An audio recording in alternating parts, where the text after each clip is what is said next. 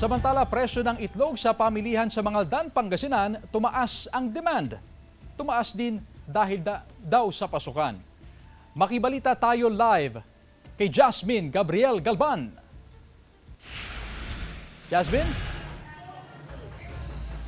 Chris, ngayong linggo lang ay tumaas ng 20 hanggang 30% ang increase sa demand sa itlog sa iba't ibang mga pamilihan sa probinsya ng Pangasinan ayon sa mga egg producer. Kung dati isang beses lang sa isang linggo kung mamili ng itlog sa palengke si Mang Teddy, ngayong nagsimula na ang pasukan, 2 beses na siyang bumibili ng itlog sa Mangaldan Public Market. Hindi raw kasi pwedeng mawala ang itlog sa agahan ng mga estudyante dahil ito ang pinakamadaling iluto. Okay lang eh, ganyan na talaga eh. Budgeting na lang. Budgeting na lang.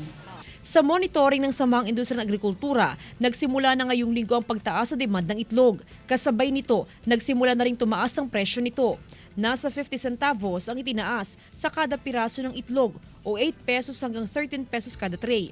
We expect na medyo tataas yung demand ng itlog dahil papasukan ng mga student na. So tataas ng konti naman yung itlog. Sa Mangaldan Public Market, nagkakaubusan na sa mga maliliit na sizes ng itlog na nasa 450 hanggang 550 kada piraso.